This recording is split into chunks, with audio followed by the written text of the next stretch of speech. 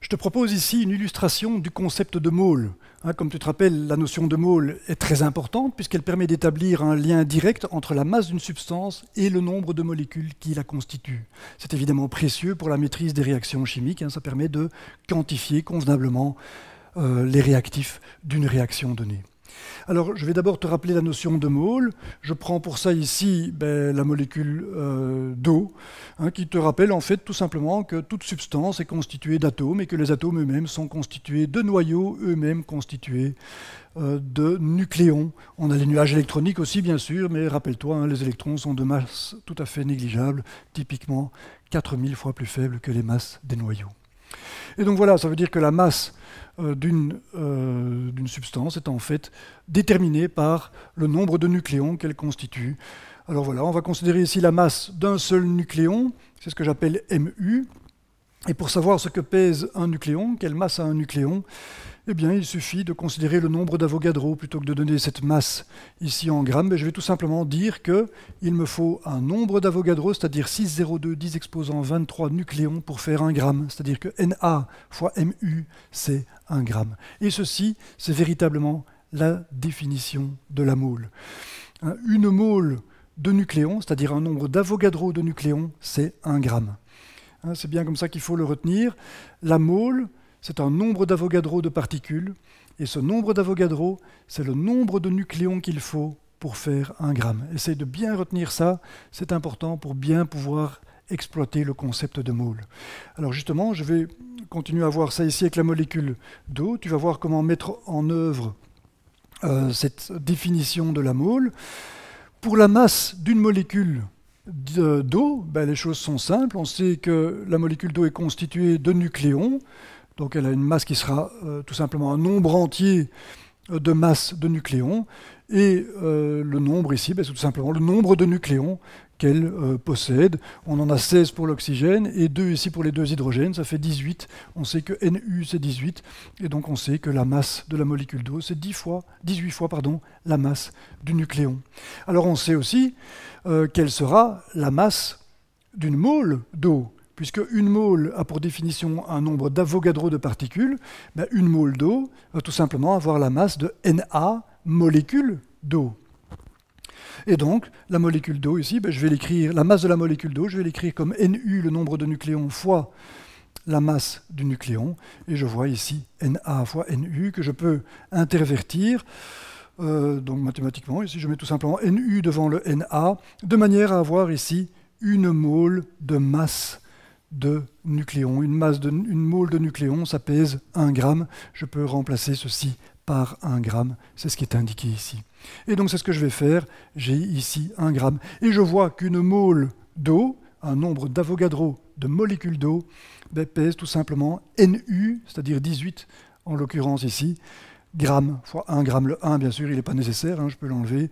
C'est tout simplement Nu grammes. Et on arrive comme ça au concept de masse molaire. La masse molaire qu'on note en général grand M, ce sera tout simplement donné par le nombre de nucléons de la molécule ou de l'atome qui constitue donc la substance pure considérée, fois 1 gramme. C'est donc Nu grammes. Pour la mole d'eau, c'est tout simplement 18 grammes. Alors il est inutile de passer par toutes ces mathématiques ici qui pourraient peut-être te confondre un peu. Prenons tout simplement la définition de la mole ici. Puisqu'une mole de 1 nucléon, une mole de nucléon pèse 1 gramme, une mole d'une substance qui possède, dont les molécules possèdent 18 nucléons, ou Nu nucléons, pèsera tout simplement 18 grammes. Nu en toute généralité. Nu grammes. Tout ça est assez évident. Il suffit de retenir qu'une mole de nucléon pèse 1 gramme. Tu dois prendre ça comme étant la définition de la mole et tout sera très facile pour la résolution de problèmes impliquant la mole. Voilà. Alors, comme je le disais dans l'introduction, la notion de mole est importante pour pouvoir convertir des masses en nombre de molécules. Et c'est donc ce que je vais faire ici avec l'eau. Je vais considérer un seau d'eau de 10 litres, c'est-à-dire de 10 kg. Que représente 10 litres d'eau en termes de nombre de molécules d'eau? Eh bien, on peut faire ce calcul à partir de la notion de mole. C'est tout simple. Il suffit de prendre la masse d'une mole d'eau. On a vu que c'était 18 grammes parce que NU vaut 18. Et donc je vais avoir le nombre de molécules, le nombre de moles d'eau en prenant la masse que j'ai, 10 kg ici, divisé par la masse d'une mole. Hein, j'aurai bien le nombre de moles, si je prends la masse totale divisée par la masse d'une mole, j'aurai bien le nombre de moles que contiennent ici ces 10 litres d'eau, c'est-à-dire ces 10 kg d'eau. Alors 10 kg, ben, je dois le traduire ici en grammes bien sûr, puisque j'exprime la masse d'une mole par des grammes. Je vais dire donc que c'est 10 000 grammes, les 10 litres d'eau que j'ai ici, divisé par 18 grammes. Et si tu prends ta calculette et que tu calcules 10 000 divisé par 18, tu vas trouver 555. On a 555 moles d'eau dans 10 litres d'eau. Et ça, ben, c'est pas fini, je peux encore aller plus loin, je peux même calculer le nombre de molécules d'eau que j'ai dans un seau de 10 litres. Pour ça, il me suffit de me rappeler qu'une mole d'eau, c'est un nombre d'Avogadro de molécules d'eau. Et donc je dois juste prendre le nombre d'Avogadro et le multiplier par 555. J'obtiendrai un nombre très grand que je ne vais même pas calculer ici. Je te laisse faire ça tout seul. On peut avoir accès donc au nombre de molécules d'eau qu'on a dans 10 litres d'eau. Et ça, il faut avouer que c'est tout de même pratique. Hein, le concept de mole est très très utile en pratique parce qu'il permet vraiment de quantifier les quantités de matière donc en termes de molécules elles-mêmes. Voilà. Donc, je vais maintenant donc considérer une réaction chimique. Je vais considérer la réaction chimique de l'hydrogène avec l'oxygène. Alors, si je prends des molécules d'hydrogène, entre elles, toutes seules, il n'y a rien qui se passe, les molécules collisionnent, elles rebondissent, tout ça est inerte. C'est la même chose pour l'oxygène. Hein, l'oxygène, si je mets de l'oxygène tout seul dans un réservoir, il n'y a rien qui se produit. Tout ça est très stable. Par contre, hein, si je mets de l'hydrogène avec de l'oxygène, les choses sont toutes différentes. Hein, qu'est-ce qui va se passer? Ben, l'hydrogène ici va venir casser la molécule d'oxygène en venant se lier ici aux atomes. Les atomes d'oxygène vont se lier aux atomes d'hydrogène et on va former tout simplement une molécule d'eau, H2O, H2O. Et on a bien deux molécules d'eau qui sont formées. Donc voilà, ceci est une réaction chimique, bien sûr. C'est la réaction chimique de synthèse de l'eau à partir d'hydrogène et d'oxygène. Alors cette réaction chimique, ben, on la note. Hein, on peut la noter, donc on peut dire que de l'hydrogène plus de l'oxygène, eh bien, ça donne de l'eau. Voilà, ceci, hein, on note avec la flèche ceci, qui veut dire ben, donne de l'eau. L'hydrogène et l'oxygène réagissent pour donner de l'eau. Voilà, alors ceci, ben, en général, c'est pas comme ça du tout qu'on la note. Hein, on essaye de refléter la réalité de ce qui se produit dans la réaction. On a vu hein, qu'en réalité, il y avait deux molécules d'hydrogène pour une seule molécule d'oxygène. Hein, on reconnaît ici les deux molécules d'hydrogène. On en a une ici qui s'est combinée avec un des atomes d'oxygène de la molécule d'oxygène. De même qu'ici, on avait une deuxième molécule d'H2 qui s'est combinée à l'autre atome d'oxygène. Et donc, le résultat, ben, c'est tout simplement deux molécules d'eau. Et donc, je vais l'indiquer aussi. Ici, pardon, j'oublie de dire qu'ici, il y avait bien sûr une molécule d'oxygène toute seule, et le résultat était bien deux molécules d'eau. Donc voilà, ceci, c'est ce qu'on appelle une réaction chimique équilibrée. On voit que le nombre d'hydrogènes ici est 4, ce sera le même ici. On voit qu'il y a 4 hydrogènes, il y a 2 oxygènes, il y a bien 2 oxygènes ici.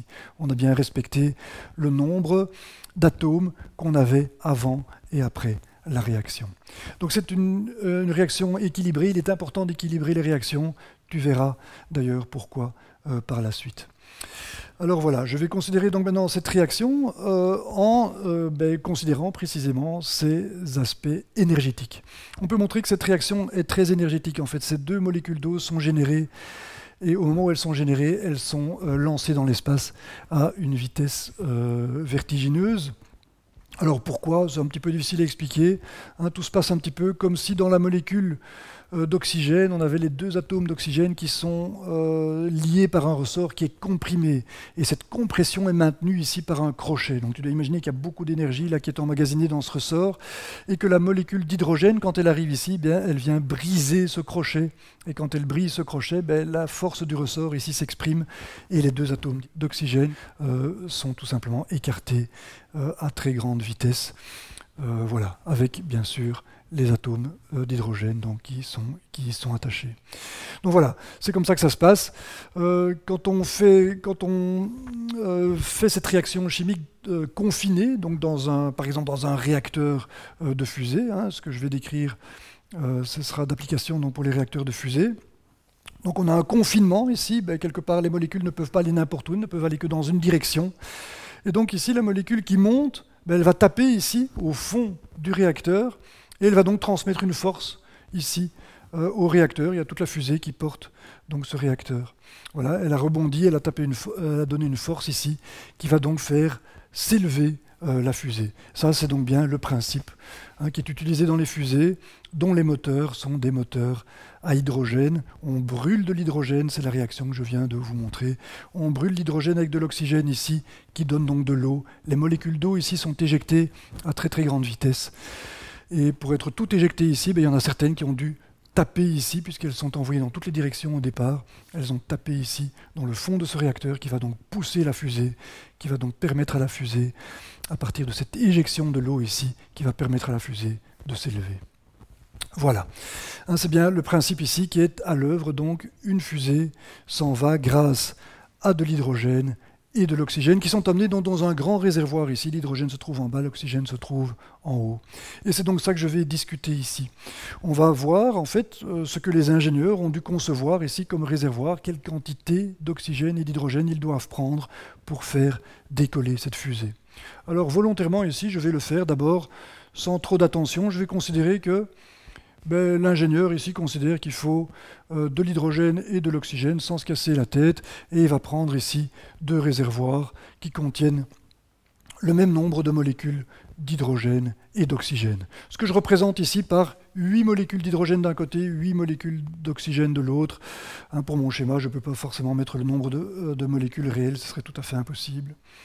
Forcément.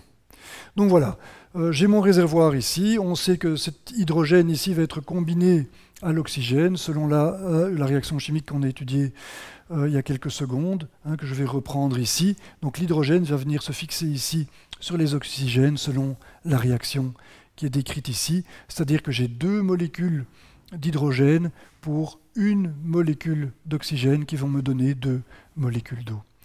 Et donc voilà, c'est ce qui va se passer. Les 2 molécules d'hydrogène sont devenues 2 molécules d'eau à partir d'une seule molécule d'oxygène. Et donc puisque j'ai 8 molécules d'hydrogène ici, que j'en ai 2 qui se combinent à une ici, je vais bien pouvoir combiner l'hydrogène ici à 4 molécules d'oxygène. Il y en a déjà une qui est prise. Ici, il m'en faut 2 pour une molécule, 2 ici, voilà, ces 2-là pour celle-ci, et les 2 dernières ici pour cette molécule-là. Et donc on va rester tout simplement avec 4 molécules d'oxygène qui n'auront pas été combinées à de l'hydrogène. Et ça, c'est franchement pas une bonne idée, parce que si on construisait une fusée avec des réservoirs comme ceux-ci, remplis comme ceux-ci, avec le même nombre de molécules de chaque côté, on resterait avec un excédent d'oxygène, on emporterait dans la fusée la moitié de l'oxygène en trop, et donc on aurait une fusée qui risquerait de ne même pas décoller. Il nous resterait ici 4 molécules d'oxygène pour la fabrication de 8 molécules d'eau qui sont éjectées par la fusée. Mais cet excédent, bien sûr, a un poids, et la fusée risque bien de ne pas décoller et de provoquer certains problèmes, comme c'est déjà arrivé, mais bien sûr pour d'autres raisons, en tout cas j'espère. Donc voilà, on voit qu'il faut être attentif, qu'il faut regarder l'équilibrage ici de cette réaction. C'est bien ça l'intérêt de l'équilibrage d'une réaction, bien sûr, c'est de voir qu'il ne faut qu'une molécule d'oxygène pour 2 molécules d'hydrogène. Et c'est donc bien ça que je présente ici. Il nous faut un réservoir dans lequel j'ai 2 fois moins d'oxygène que d'hydrogène. Donc si je prends 8 hydrogènes, je ne prendrai que 4 oxygènes. Et à ce moment-là, la combinaison va pouvoir se faire, la réaction va pouvoir se faire. Je vais bien pouvoir délier ici chaque molécule d'oxygène pour faire 8 molécules d'eau à partir de 8 molécules d'oxygène. Et cette fois-ci, tout l'oxygène aura été combiné à l'hydrogène et je n'ai pas d'excédent de poids. Je peux maintenant partir tranquille. J'ai bien mes 8 molécules d'eau et j'ai bien une fusée qui a été conçue de manière optimale. Tout ça, c'est pour montrer l'importance de l'équilibrage d'une réaction. C'est pour montrer qu'en fait, il faut comprendre cet équilibrage comme représentant juste des proportions Je peux très bien multiplier cette relation, cette équation chimique, en la multipliant donc à gauche et à droite par n'importe quel nombre. Ici, ce nombre, il vaut tout simplement 4. J'ai 8 molécules d'eau d'un côté. Je prends donc 4 molécules d'oxygène de l'autre pour obtenir 8 molécules d'eau. C'est bien comme ça qu'il faut le comprendre. Cette réaction chimique est équilibrée parce qu'il faut respecter le nombre de particules, le nombre de molécules plus exactement, dans une réaction chimique, en tout cas si on ne veut pas d'excédent, si on ne veut pas de réactif en excédent. Voilà. Alors maintenant, ceci est bien, donc on sait qu'il faut prendre la moitié moins de molécules d'oxygène que de molécules d'hydrogène, mais ça ne nous dit pas ce qu'il faut prendre comme quantité. C'est assez abstrait de dire qu'il faut la moitié de molécules d'oxygène par rapport à l'hydrogène. Il faut traduire ça maintenant en termes concrets, que ce que je prends ici comme masse d'oxygène et d'hydrogène. Et là, tu l'as compris, on va tout simplement utiliser la notion de mole. On va utiliser la notion de mole en relation avec la réaction chimique qui est ici. La réaction chimique que je vais prendre comme indiquant juste les proportionnalités de quantité de réactifs en termes de molécules. Et je vais donc l'écrire comme tout à l'heure en multipliant par un nombre quelconque.